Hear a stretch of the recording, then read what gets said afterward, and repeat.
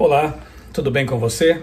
Chegamos ao fim de mais um trimestre, lição de adultos, trabalhamos, estudamos, refletimos sobre o tema do descanso em Cristo, num mundo atribulado, com tantas lutas, dificuldades, enfrentando até a morte. Como é importante nós termos a confiança e saber que podemos descansar nos braços de nosso Deus. E a lição dos jovens, nós estudamos aqui durante esse trimestre todo o tema da sexualidade à luz da Bíblia. Foram temas muito importantes, reflexões também muito oportunas. E eu vou começar aqui comentando um resumo aqui da lição 13, a última do trimestre, portanto. Espero que você já tenha aí adquirido a sua próxima lição, quem sabe feito a assinatura, porque assim fica mais cômodo, né, de receber a lição em casa e estudá-la todos os dias, porque o propósito da lição não é outro senão nos levar a um estudo diário da Palavra de Deus. A próxima lição, tanto de adultos quanto de jovens, nós estudaremos aqui com a lição o livro de Deuteronômio, que assunto importante também, obediência por amor e gratidão. Um trimestre inteiro estudando o livro de Deuteronômio, escrito por Moisés. Não perca, estude todos os dias a sua lição e assim você vai conhecer cada vez mais a Palavra de Deus e aumentar o seu conhecimento, crescer na sua experiência espiritual. Descanso supremo. E a lição não poderia terminar de forma melhor, trazendo aqui a paz que nos traz, né, que nos apresenta a Bíblia ao apontar para o fim e mostrar que esse fim é cheio de esperança. A volta de Jesus, a nova terra. A lição fala também sobre a questão da morte como um sono e podemos então descansar nessa promessa de que os que morreram em Cristo estão inconscientes das coisas deste mundo e ressuscitarão por ocasião da volta de Jesus. Enfim, vamos ver aqui alguns pontos que eu anotei na lição, que terminou, como eu disse, com chave de ouro. Muito bom o tema dessa semana, nos enche o coração de esperança. 1 Coríntios 2,9, é o verso para memorizar, diz assim: mas, como está escrito, nem olhos viram, nem ouvidos ouviram, nem jamais penetrou em coração humano o que Deus tem preparado para aqueles que o amam. Essas realidades maravilhosas que Deus preparou para aqueles que o amam começam desde já. Nós temos aqui já o desfrute, né, da vida que vai durar para sempre. Em Cristo já temos a vida eterna. E claro, na eternidade nós então desfrutaremos plenamente dessas maravilhas que Deus tem reservado para nós. Na lição de domingo, uma visão do fim, nós vemos aqui como é importante sim ter uma boa visão, uma ajustada visão da escatologia bíblica, saber exatamente o que vai acontecer por ocasião da volta de Jesus. E depois também. Aqui nos relembra da situação de João, exilado na ilha de Patmos, preso em Patmos. Seus colegas de ministério, os apóstolos, já tinham sido mortos, muitos deles martirizados, né, a maioria deles martirizados. Então João estava ali sozinho, quem sabe poderia até ter dado lugar ao desânimo, à tristeza. A igreja estava enfrentando perseguição externa, internamente algumas heresias já estavam avançando ali, conquistando algum terreno, mas João, ali naquela condição de exilado e preso, recebe a visita de Jesus. E ele pode então desfrutar de paz por saber que Deus estava com ele mesmo naquela situação de prisão, né? Mateus 28:20 traz aquela promessa maravilhosa: estarei convosco todos os dias até a consumação dos tempos. João teve um vislumbre disso quando encontrou Jesus em Patmos, ou quando foi encontrado por Jesus em Patmos. Depois de ter uma visão da majestade de Jesus ali, do Jesus glorioso, ele no capítulo 4 também verá o trono de Deus glorioso. Enfim, outros profetas também tiveram essa experiência, e isso mostra que, a despeito das lutas, provações e situações complicadas do mundo, Deus continua no governo. Ele está no trono, governando o universo e vai levar as coisas ao seu desfecho, trazendo assim um reino de justiça, paz e eternidade. O finalzinho da lição traz o seguinte: a grande visão apocalíptica que João registrou em Apocalipse o ajudou a descansar com confiança nas provisões e promessas de Deus. Sim, por isso que Satanás ele procura atacar nossa visão escatológica, procura desfocar nossa compreensão do que vai acontecer no fim da história e nos afastar dessa compreensão bíblica, porque ele sabe que a única esperança que temos realmente está revelada na palavra de Deus. outras ditas teologias, infelizmente, não trazem essa esperança. Eu recordo aqui que quando eu era jovem, antes de me tornar adventista, eu pertenci à Igreja Católica e a nossa teologia preferida era da libertação, teologia da libertação, que era um tipo de teologia muito focada no aqui e agora, em movimentos políticos, sociais. Eu nunca tinha ouvido falar em volta de Jesus. E muitas vezes ficava realmente pensando, sim, nós podemos e devemos trabalhar socialmente em função dos menos favorecidos, mas e depois? Essas pessoas vão morrer também, e nós morreremos também. O que vem depois? Foi muito bom e libertador saber pela Bíblia que nós temos uma esperança definitiva, a volta de Cristo, o milênio, a nova terra, a eternidade. Enquanto aguardamos o cumprimento dessa profecia maravilhosa, temos sim que nos envolver em trabalhos para amenizar o sofrimento alheio, mas nunca nos esquecemos de que, se não tivermos essa visão escatológica, tudo perde sentido, porque no fim das contas vai acabar em nada, se não for como a Bíblia diz. Na lição de segunda-feira, estudamos a contagem regressiva.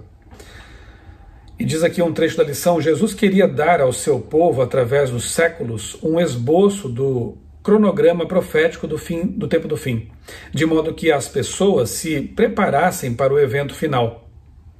Ele desejava que descansássemos em seu amor, mesmo quando tudo estivesse desmoronando. Eu costumo dizer que as profecias, Apocalipse, Mateus 24 e outras tantas, são como se fossem um spoiler do filme chamado O Grande Conflito. Elas já mostram lá adiante como as coisas vão terminar. E terminam com uma nota de esperança, porque, se formos usar as figuras do Apocalipse, no final, o dragão é derrotado pelo Cordeiro. E o povo de Deus estará vitorioso com ele para sempre. Então, a lição de segunda-feira recomendo lermos aqui Mateus 24, aquele sermão profético em que Jesus fala sobre a destruição de Jerusalém e também sobre a sua vinda. Ele mescla ali os assuntos intencionalmente. Aprendemos também na Bíblia que a volta de Jesus é um evento literal. Isso fica claro quando ele diz que voltará em glória e majestade, quando os autores falam disso, quando Apocalipse diz que todo olho verá, quando os anjos, na ascensão de Cristo, dizem que ele voltará do mesmo modo como foi visto subir, ou seja, pessoalmente, visivelmente, rodeado por anjos e entre as nuvens. Então a vinda de Jesus é pessoal, literal, em glória, real. Não tem nada de simbólico aqui nesse caso, nada de invisível ou secreto. Ela será plenamente visível, um evento glorioso. A última vez em que houve um evento mundial culminante, apenas 8 pessoas em todo o mundo estavam preparadas para ele. Jesus comparou a imprevisibilidade de sua segunda vinda àquele evento, o dilúvio. Isso em Mateus 24, 37 e 39.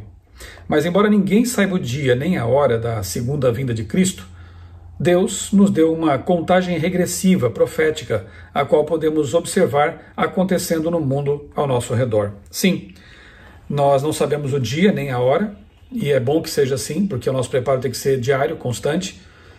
Infelizmente há falsos profetas e pregadores, como Jesus havia predito, por aí anunciando ou sugerindo datas para esse ou aquele evento profético.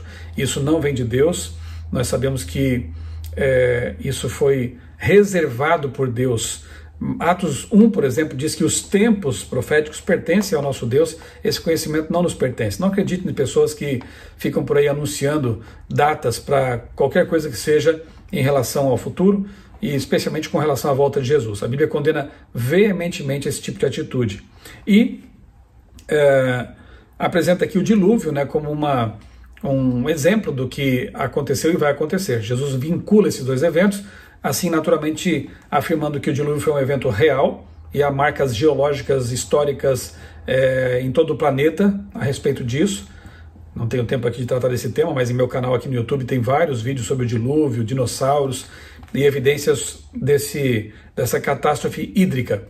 E assim como aconteceu o dilúvio, e infelizmente pouquíssimos se salvaram, embora a arca estivesse com a porta escancarada para quem quisesse aproveitar o tempo de graça, a volta de Cristo também vai pegar muitas pessoas de surpresa, infelizmente.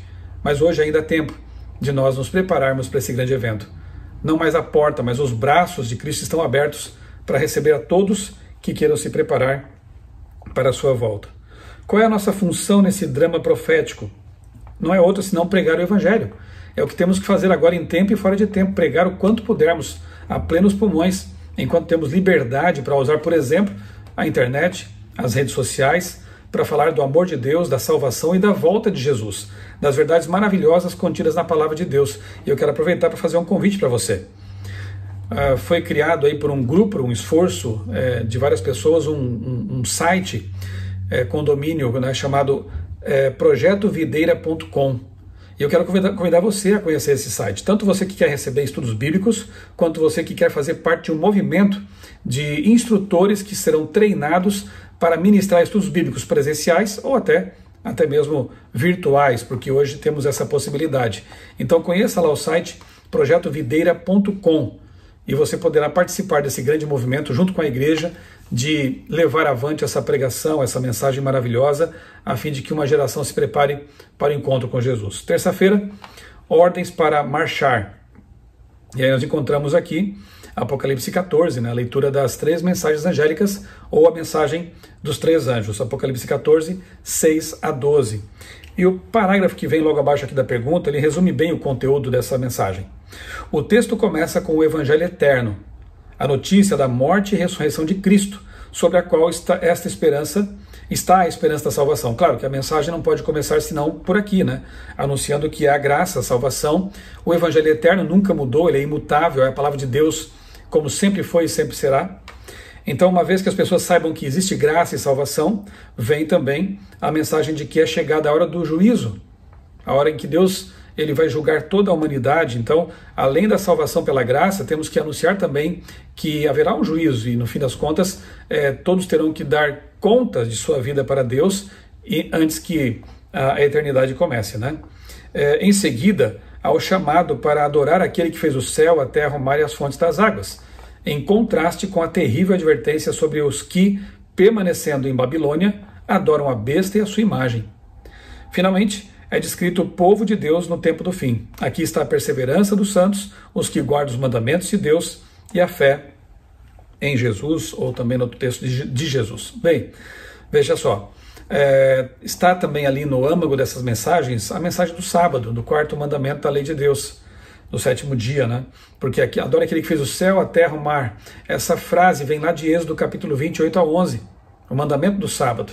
Então, há uma proclamação de graça, o Evangelho eterno, da vigência e imutabilidade da palavra de Deus, porque é eterno, do juízo de Deus, o preparo para isso, do sábado como memorial da criação e da fuga de Babilônia, esse sistema de erro, de engano doutrinário, de dogmas antibíblicos. Nós temos que abraçar a verdade e deixar o erro, o vinho de Babilônia. Portanto, é uma mensagem muito forte e é a mensagem da verdade presente para este tempo.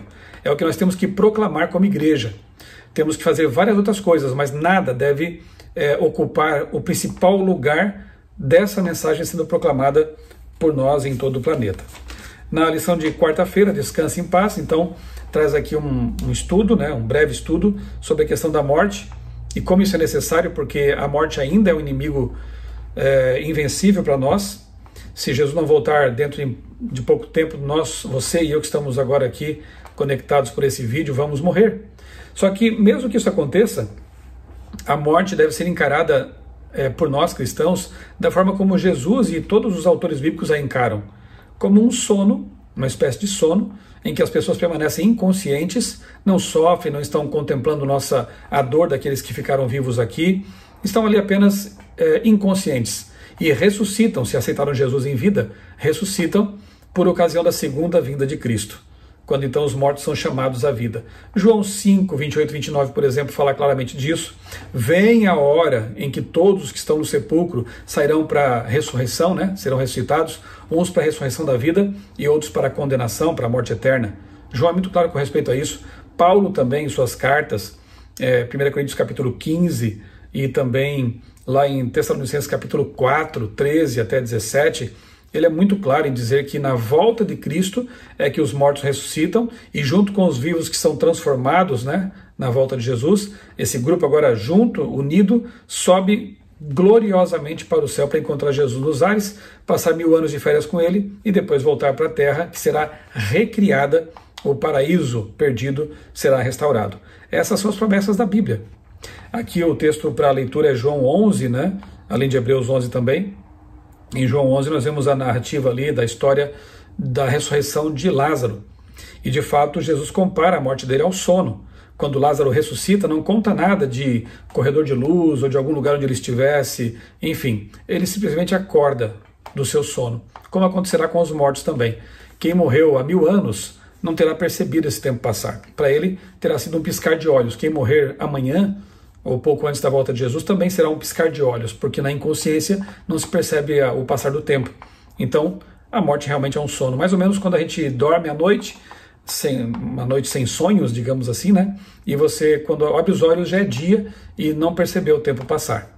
Como é bom saber que será assim, que é assim, e que os mortos em Cristo estão inconscientes, não estão mais sofrendo, e que nós teremos esse reencontro por ocasião da volta de Jesus. E quinta-feira, alegrem-se sempre no Senhor. Texto maravilhoso aqui de Filipenses 4, 4-6. Paulo, que era perseguido, espancado, viveu naufrágios, ele consegue ainda escrever, inclusive quando preso, né, na cadeia, alegrem-se no Senhor. Outra vez vos digo, alegrem-se no Senhor. Como é possível se alegrar vivendo uma vida de tantas privações, provações, lutas, dificuldades? Quando se tem realmente Jesus na vida, no coração, na mente, a gente pode se alegrar, ter paz, até porque essas características são fruto do Espírito, fazem parte do fruto do Espírito. Porque o fruto do Espírito, segundo Gálatas capítulo 5, é amor, é paciência, bondade, benignidade, paz, mansidão, domínio próprio, alegria. Então, se nós temos realmente o Espírito Santo em nossa vida, Deus em nossa vida, nós desfrutaremos de paz, mesmo num mundo em que ela é um artigo tão raro. Desfrutaremos de alegria, mesmo num mundo que nos traz tantas tristezas. Claro que essa alegria será plena apenas na eternidade, mas desde já podemos experimentá-la. Imagine o descanso que teríamos no coração se não nos preocupássemos com coisa alguma. Isso não parece algo realista neste mundo, mas saber que um Deus amoroso está, no final das contas, no controle e que Ele nos salvará para seu reino, certamente nos ajuda a colocar nossas preocupações na perspectiva adequada. Sim. Não se esqueça do texto, né, que nós já estudamos nessa lição, nesse trimestre. Venham a mim todos vocês que estão cansados e sobrecarregados, e eu lhes darei descanso. O convite de Deus para nós, de Jesus para nós, é depositarmos em seus poderosos ombros nossos fardos, e que assim nós possamos realmente continuar marchando, vivendo neste mundo complicado, mas com a certeza, com a grande esperança de que nós finalmente seremos vencedores e estaremos para sempre longe de todo o mal. A lição de jovens, a última deste trimestre, pureza, um alvo possível. E de fato, como já mostra aqui a tirinha, né? Quando o assunto é tentação, quando o assunto é possibilidade de queda, um caminho perigoso, não há como negociarmos isso, temos que fugir, como é o caso, por exemplo, de José no Egito, né, que foi tentado pela esposa de Potifar e fugiu da imoralidade sexual. Ele sabia que ali estaria a tentação, ele passava longe dela. Inclusive há uma comparação aqui na lição de quarta-feira, né, que é a parte do momento hipertexto, conta de uma rainha que precisava contratar um novo cocheiro, né, para sua carruagem, e então 3 se candidataram, e ela perguntou para os 3 o quão próximo você consegue conduzir a carruagem sem que ela caia no abismo. Aí o primeiro disse, olha, majestade, eu consigo conduzir ali a diligência, a carroça, 10 centímetros da borda do penhasco sem cair. Ok, muito bem, e você? O outro disse, eu consigo me aproximar até 5 centímetros e não caio no abismo. E você, o terceiro? Olha, rainha, eu farei de tudo para ficar o mais longe que eu puder do abismo. E ele foi contratado, obviamente. Então, é uma simples ilustração, mas que nos ajuda a entender que quando o assunto é pecado, nós temos que fugir dele e fugir para Jesus. Passar o mais longe que pudermos da tentação, do pecado.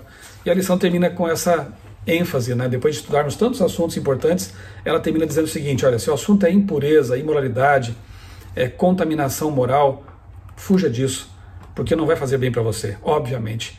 Deus, como estudamos esse trimestre, Deus jamais quis nos privar de qualquer coisa boa, qualquer coisa prazerosa, até porque Ele nos criou como seres dotados de desfrutar do prazer. Nos deu neurotransmissores como a dopamina, a ocitocina, a vasopressina e outros que nos ajudam a ter esse apego, esse prazer, essa alegria de desfrutar de coisas boas, mas desde que elas estejam de acordo com a vontade dEle. Se forem práticas em desacordo com aquilo que Deus revelou em sua palavra, Ele que é o nosso Criador, portanto é o dono do nosso corpo, dono de nós por inteiro, né? Se estiver em desacordo com aquilo que Ele estabeleceu, não vai trazer a verdadeira felicidade, o verdadeiro prazer, como se, ao contrário disso, nós desfrutássemos de tudo isso sendo guiados pela vontade de Deus em sua palavra revelada. Espero que os conselhos de ambas as lições tenham ficado gravados em nosso coração, em nossa mente, e possam ser aí uma baliza, mais uma, né, para nos guiar nesse mundo complicado e nos preparar para o encontro em breve com Jesus. Não esqueça, próxima lição, Deuteronômio. Não fique sem o seu alimento para o próximo trimestre. Vamos orar? Amado Deus, bondoso Pai, muito obrigado, Senhor, mais uma vez por esses conselhos maravilhosos que encontramos em Tua Palavra, por essa motivação, por essa injeção de ânimo que encontramos nas promessas ali contidas. Ajuda-nos, Pai, a colocar nossa vida em conformidade com tudo isso que estamos aprendendo e continuaremos aprendendo para sempre. Dá-nos forças para ter uma vida pura, uma vida consagrada, uma vida alinhada com a Tua vontade. E enquanto Jesus não vem, façamos o nosso melhor por nós mesmos e pelo próximo, amenizando o sofrimento das pessoas e tendo uma vida de santidade e pureza enquanto aguardamos o encontro com Jesus. É em nome dele que nós pedimos essas bênçãos e as agradecemos. Amém. Um grande abraço para você, que Deus abençoe grandemente a sua vida e também a sua família.